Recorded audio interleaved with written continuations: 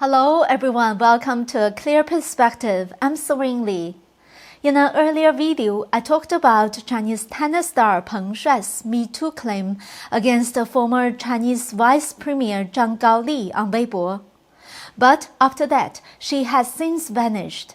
Once again, the world has witnessed the current human rights situation in China. On November 14th, Steve Simon, CEO of the International Women's Tennis Association WTA Tour, publicly called on Chinese Communist authorities to investigate female tennis star Peng Shuai's allegations of sexual assault against the former CCP Vice Premier Zhang Gaoli. Through a WTA statement, Simon said, WTA seeks full, fair, and transparent investigation into sexual assault allegations against the former Chinese leader and also calls for end of censorship against Peng Shuai. He also stated, "Now we want to make sure we are moving forward to a place where a full and transparent investigation is conducted. Anything else, I think, is an affront to not only our players, but to all women." Simon commented Peng Shuai, saying, "Obviously, she displayed tremendous courage going public." He also called on the CCP to stop the censorship around the incident. In an interview with the New York Times, Simon revealed Peng's current situation for the first time. Quote, "We've received confirmations from several sources, including the Chinese Tennis Association, that she is safe and not under any physical threat." But Simon also stressed, "My understanding is that she is in Beijing in China, but I can't confirm that because I haven't spoken directly with her." As it stands now, no one, including WTA officials as well as current players, has been able to get in touch with Peng Shuai. Meanwhile, many famous tennis players have also nearly simultaneously spoken out in support of Peng Shuai. Martina Navratilova, a former WTA #1 player, immediately showed her support by retweeting the WTA statement and commenting, "A very strong stance by WTA and the correct stance." Chris Evert, former world #1 tennis player, tweeted last Sunday, "Yes, these accusations are very disturbing. I've known Peng since she was 14. We should all be concerned. This is serious. Where is she? Is she safe? Any information would be appreciated." Liam Brody, a British professional tennis player, also tweeted, "Where is Peng Shuai?" and wrote, "I can't believe this is even happening in the 21st century." In the past, challenging the human rights issues in China had significant consequences for any international organization, especially those with huge commercial interests in China. They were threatened with having their operations blocked or contracts cancelled in order to forcefully shut them up. It really is impressive that the WTA has had the courage to stand up and condemn the CCP this time. The WTA has an agreement with the CCP to hold at least 11 tournaments in mainland China. They also have a long-term deal to hold tour finals in Shenzhen for 10 years, from 2019 to 2029. According to the plan, the WTA is expected to return to China next season. However, Peng Shuai's case brings uncertainty to the future development of the WTA in China. Simon said, "If at the end of the day we don't see the appropriate results from this, we would be prepared to take that step and not operate our business in China if that's what it comes to."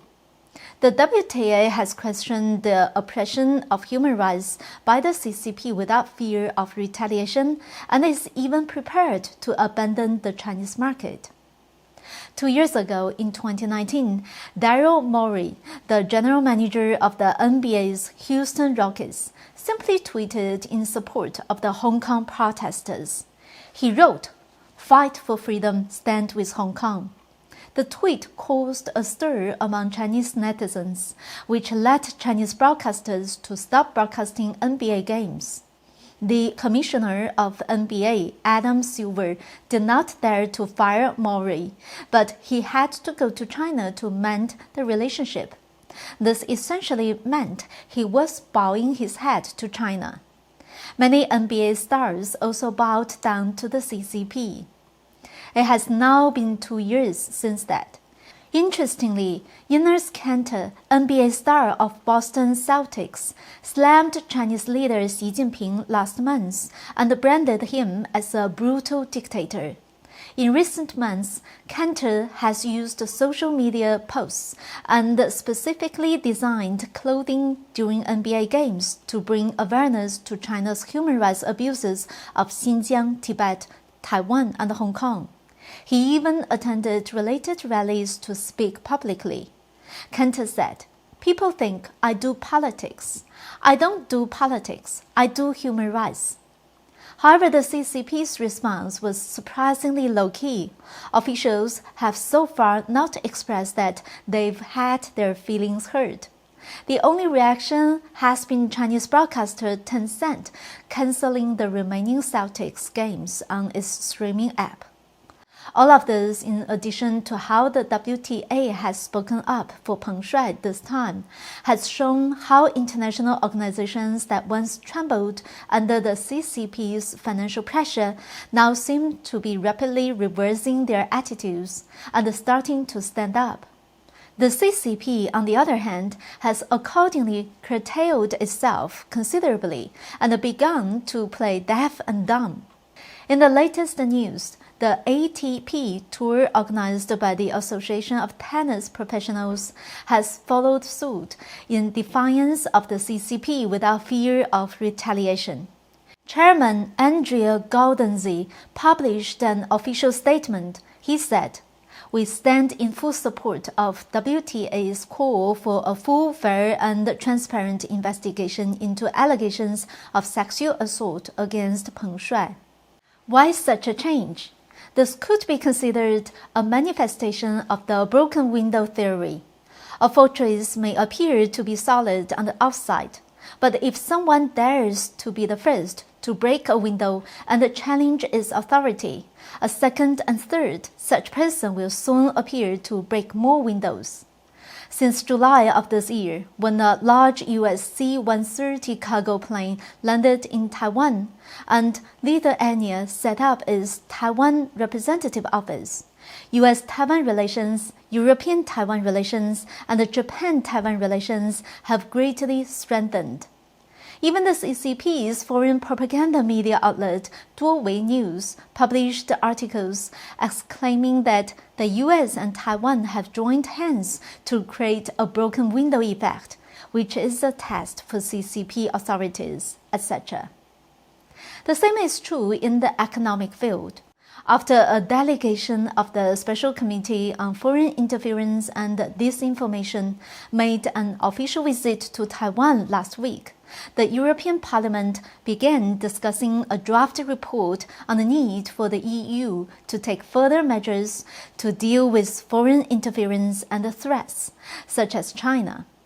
The draft report mentions that the European Parliament would like to refer to Australia's Foreign Influence Transparency Scheme to counter the political infiltration by the CCP. Why is the EU optimistic about Australia's experience? The reason is simple.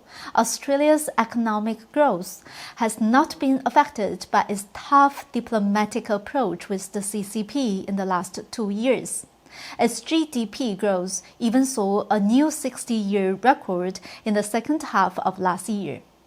From this perspective, I would say that Lithuania, the United States, Australia, and the NBA star Kanter have all played a role in breaking the CCP fortress window.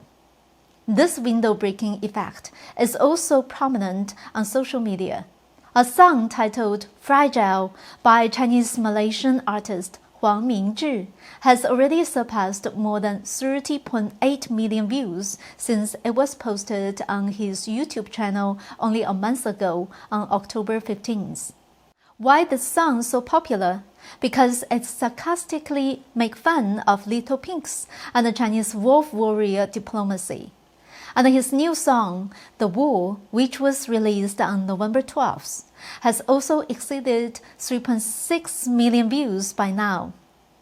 Huang Mingzhi is the first person to break the window in entertainment business, and he is almost the first person to do so and still earn money. This shows the reality that a huge number of people are becoming disgusted by the CCP's aggressive diplomacy. Huang Mingzhi's song expresses what they want to say. That's all for today. Thank you for watching. I hope to see you next time.